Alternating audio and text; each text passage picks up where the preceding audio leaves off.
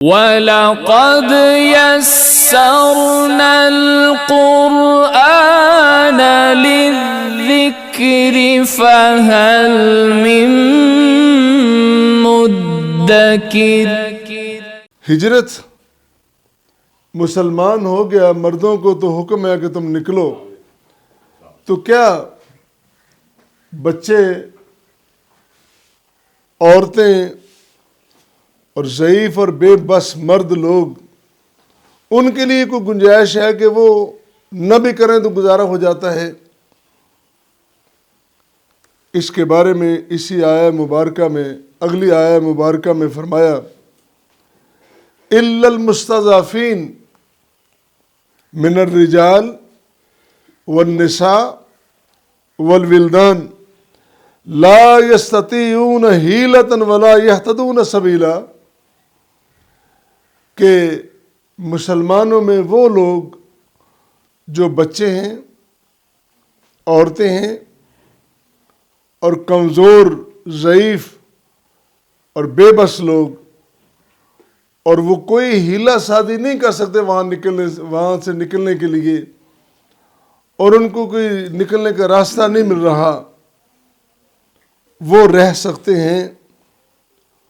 ان پر وہ حکم لاگو نہیں ہوگا جو طاقتور بندوں پہ اور پورے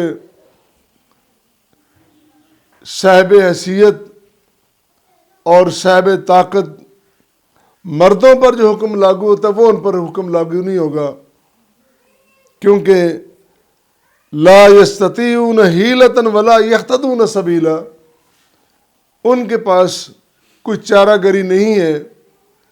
کوئی راستہ نکلنے کا نہیں ہے۔ جس طرح قرآن کہتا ہے فَأُولَئِكَ عَسَى اللَّهُ أَن يَعْفُوَ عَنْهُمْ وَكَانَ اللَّهُ عَفُوًّا غَفُورًا، ان کے بارے میں بطور خاص اللہ تعالیٰ رعایت فرماتے ہوئے، رحمت فرماتے ہوئے، اپنا فضل کرتے ہوئے ان کو معاف کر دیں گے، کیونکہ اللہ تعالیٰ اپنے بندوں پر بڑا مہربان، بڑا غفور اور بڑا کرم کرنے والا ہے۔ امام بخاری نے ایک روایت نقل کی اپنی صحیح بخاری میں، وہ کہتے ہیں کہ حضرت ابو ہریرہ رضی اللہ تعالیٰ عنہ وہ بیان کرتے ہیں کہ رسول کریم صلی اللہ علیہ وسلم نے عشاء کی نماز پڑھائی، اور نماز میں رکوع کے بعد جب آپ نے پڑھا سمع اللہ لمن حمدہ، اس کے بعد سجدے میں جانے سے پہلے اور سمع اللہ لمن حمدہ کہنے کے بعد آپ نے دعا کی اللہم نج عیاش ابن ابی ربیعہ، اللہم نج سلمۃ ابن ہشام، دو بندوں کا نام لے کے باقاعدہ اللہ ان کو نجات دے، ان کو مشکل سے نکال دے، اور پھر کمزوروں کے لیے اللہم نج المستضعفین من المؤمنین، اور مومنوں میں، مسلمانوں میں وہ لوگ جو کمزور ہیں، جن کے پاس نکلنے کی طاقت اور قوت نہیں ہے، اللہ ان کی بھی مدد فرما، ان کو بھی کامیاب فرما، ان کو بھی نجات دے۔ اور ساتھ یہ فرمایا اللہم مسدد وطأتک علی مضر، اور مضر قبیلہ جو مسلسل زیادتیاں کر رہا ہے، اللہ ان پر اپنی پکڑ کو ذرا سخت کر دے۔ رسول کریم صلی اللہ علیہ وسلم،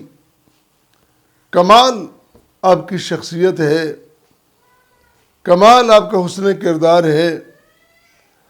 اپنے اوپر تنگیاں برداشت کر لیتے ہیں، اذیتیں برداشت کر لیتے ہیں، لیکن جب امت پہ کوئی کڑا وقت آتا ہے، امت کو تکلیف پہنچتی ہے،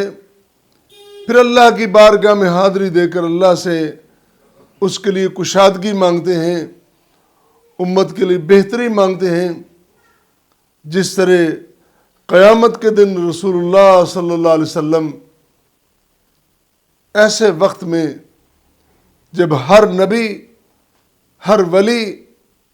ہر نیک، ہر شخص یہی لفظ کہے گا کہ رب نفسی رب نفسی، لیکن رسول کریم صلی اللہ علیہ وسلم فرمائیں گے، اللہ کے حضور دعا کریں گے رب امتی رب امتی،